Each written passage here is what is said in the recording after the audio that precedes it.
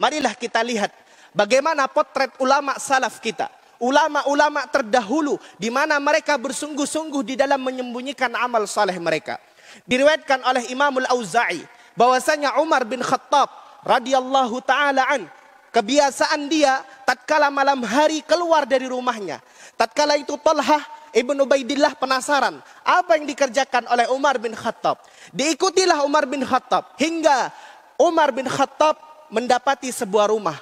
Kemudian masuk ke rumah tersebut. Setelah selesai, Umar bin Khattab baru keluar. Keesokan harinya, Talhah penasaran terhadap apa yang dikerjakan oleh Umar bin Khattab. Akhirnya Talhah mendatangi rumah tersebut keesokan harinya. Ternyata didapatkanlah seorang wanita tua, muq'adah, dalam keadaan duduk, tidak bisa apa-apa. Ditanyakan, siapa semalam yang datang kepadamu wahai wanita? Dijawablah, dia senantiasa memenuhi hajat-hajatku. Dia senantiasa membantuku. Dia senantiasa menolongku. Masya Allah. Dalam keadaan manusia tiada yang mengetahuinya. Lihat bagaimana Imam Ayyub As-Sikhtiyani. Tatkala beliau mengerjakan salat malam. Mengerjakan qiyamul lail. Dia berharap tidak ada yang mengetahuinya. Bahkan diriwayatkan ketika beliau telah mengerjakan salat malam. Tatkala adzan berkumandang. Fajar menyingsing, didapatkan bahwasanya seakan-akan beliau terbangun dari tidurnya. Matanya seakan-akan beliau telah tertidur. Suaranya serak-serak, seakan-akan menandakan bahwasanya Imam Ayyub As-Sikhtiyani tidak melaksanakan sholat malam. Menunjukkan bagaimana salafun saleh ingin mereka itu menyembunyikan amal saleh yang mereka kerjakan. Diriwayatkan dalam riwayat yang lain, Imam Ayyub As-Sikhtiyani pula ketika mengisi muhadarah, kemudian ternyata bacaan hadis yang beliau baca menggetarkan hatinya, fayurikku qalbah, menyebabkan hatinya tergetar, kemudian bercucurlah air mata.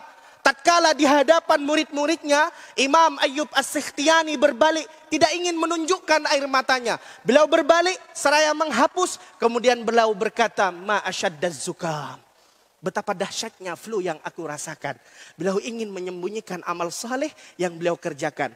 Kemudian juga Imam Hasan ibn Ali ibn Abi Thalib, yang kita kenal dengan Imam Ali Zainal Abidin.